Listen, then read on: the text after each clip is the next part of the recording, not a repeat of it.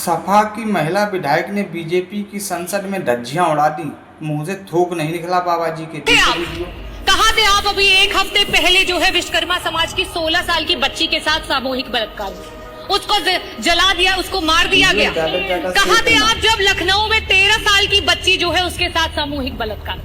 कहाँ थे आप जब गाजियाबाद में 4 साल की बच्ची है उसकी बलात्कार करके हत्या कर दी गई? कहाँ थे आप जब मेरठ में एक दलित माँ को मार दिया और उसकी बेटी को उठा करके ले गए? कहाँ थे आप जब कानपुर में एक 15 साल की बिटिया को यौन शोषण, उसका यौन शोषण किया जा रहा? कहाँ थे आप जब बुलंदशहर में आपकी ही पुलिस महिला की इज्जत लूट रही थी?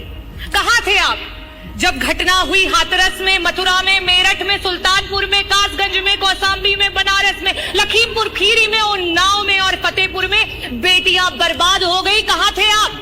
अगर इन परिवारों को किसी ने मदद पहुंचाई तो समाजवादी पार्टी ने पहुंचाई। अगर वहां कोई पहुंचा तो समाजवादी पार्टी के राष्ट्रीय अध्यक्ष श्री अखिलेश यादव जी को। चाहे पार्लियामेंट हो चाहे यूपी की असेंबली, पार्लियामेंट में आप नेहरू को कोसो और जब यूपी की विधानसभा हो तो आप नेताजी को तोसो। और क्यों? क्योंकि आपका तो यही धंधा है, क्योंकि आपका तो सारा काम मंदा है।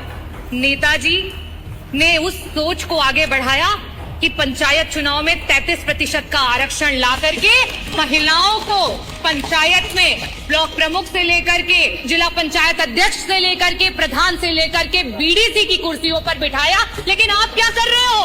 वो 33% का आरक्षण पा करके जो महिलाएं हमारी नेतृत्व कर रही थी उस चुनाव को ही टाल दिया, क्योंकि आपसे महिलाओं का नेतृत्व नहीं देखा जाता है। आप तो महिलाओं के नेतृत्व को दरकिनार करके सिर्फ नारी को नारा बना करके इस्तेमाल करना भारतीय जनता पार्टी का असली चेहरा। वास्तव में भारतीय जनता पार्टी को महिला के अधिकारों की चिंता होती तो 2023 सितंबर में पार्लियामेंट में सर्वसम्मति से पास हुआ बिल 2.5 साल बाद आधी रात में नोटिफिकेशन जारी नहीं किया जाता।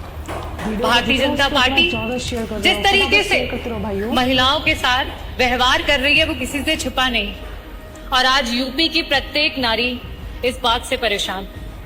मैं कुछ चंद बातों से अपनी बातों को शुरू करना चाहूंगी कि मैं यूपी की नारी हूं, बेखौफ सताई जाती हूं, राम राज्य का झांसा देके बलि चढ़ाई जाती हूं।